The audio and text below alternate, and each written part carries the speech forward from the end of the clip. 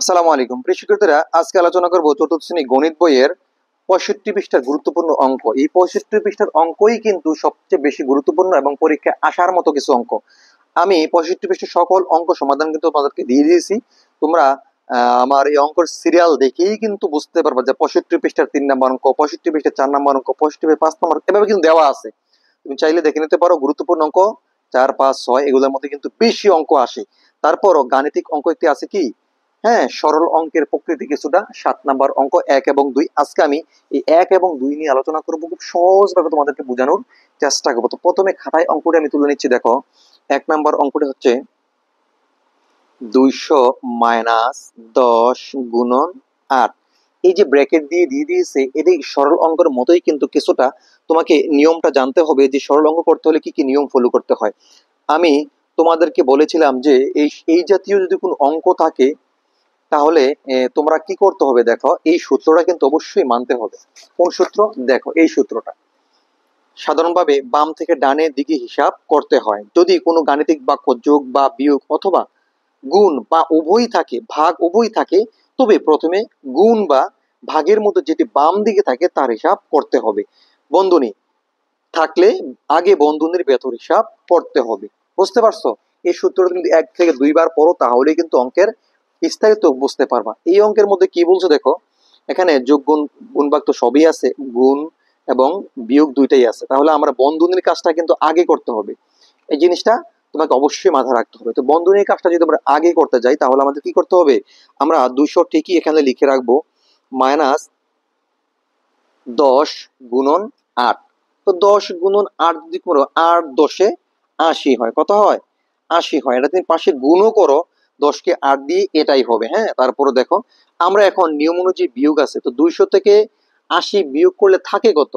এটা একেবারে simple. Simple যদি আমি খাতায় তারপরে তোমাদেরকে লিখে দেখাই আরো ক্লিয়ার হবে। 200 এবং বিয়োগ হচ্ছে 80। তো 0 থেকে 0 বিয়োগ করলে থাকে কত? 0।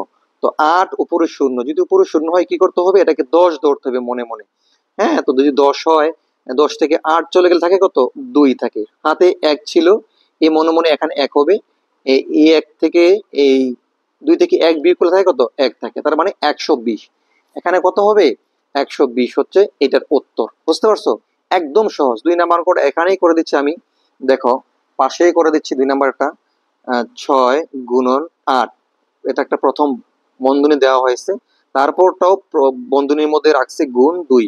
এখানে মজার বিষয় হচ্ছে কি, দুইটাই গুণ। তাহলে তুমি কি করবা, দুইটাই তুমি একসাথে করতে হবে। হ্যাঁ, এটাও করবা, এটাও করতে হবে, কোনটা রাখা যাবে না যে এটা পরে করবে, এমনটা করা যাবে না। তাহলে 6 8 48, নামটা যারা পারো এই অঙ্ক তাদের কাছে একেবারেই সহজ, ইজি। আমরা অনেক সময় বলি যে পানি ভাতের মতো সহজ। কেন বলি যে পানি ভাত আসলে মানুষ খুব সহজেই খেয়ে ফেলে, যার কারণে অনেকেই বলে যে পানি ভাতের মতোই, কিন্তু সহজ এটা, পান্তা ভাতের মতন। তো 6 8 48 লিখে দিলাম, 48 মাঝখানে যোগ চিহ্ন দিয়ে দিলাম। তারপরে দেখো 12 দোকানে কত, এটা কিন্তু 2, 12 দোকানে 24 এ দিয়ে নিলাম। এখন আমরা যেহেতু মাঝখানে যোগ চিহ্ন আছে, আমরা দুইটাকে যোগ করে নেবো, 24 এবং 48। আমি যদি পাশে তোমাকে রাফ করে দেখাই, 24 48 বড় সংখ্যা উপরে লিখতে হয়। তো 8 এবং 4 কত হয়? 12, 12 2 হাতে আছে 1, তাহলে 4 আর 2 6, 6 একে 7, 72। কত পাইলাম?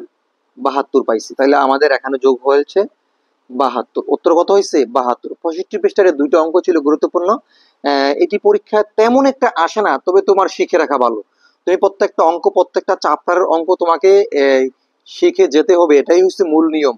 কারণ ক্লাসে পড়লেই হবে না, সকল অঙ্ক শিখতে হবে। কখন কোন সময় একটি অঙ্ক চেঞ্জ করে চলে আসে বলা যায় না। ফার্স্ট বয়দের মূল উদ্দেশ্য হচ্ছে কি, প্রত্যেকটা অঙ্ক তোমাকে শিখতে হবে। প্রিয় শিক্ষার্থীরা, তোমরা যারা অঙ্কগুলো শিখতেছো, এবং অবশ্যই ভালো একটি কমেন্ট করে উৎসাহ করবা, তাহলে আমাকে অঙ্ক দিতে আরো উৎসাহ বোধ হবে। আমি আসলে বিভিন্ন কাজের ব্যস্ততার কারণে এই সকল ভিডিও কিন্তু সব সঠিক সময় দিতে পারতেছি না। হ্যাঁ, তো যখন যে ভিডিওটা দিতেছি তোমরা কিন্তু দেখে অবশ্যই কমেন্ট করে জানাবা। তো ভালো থাকো এই পর্যন্ত, দেখা হবে পরবর্তী নতুন কোনো অঙ্কতে। আল্লাহ হাফেজ।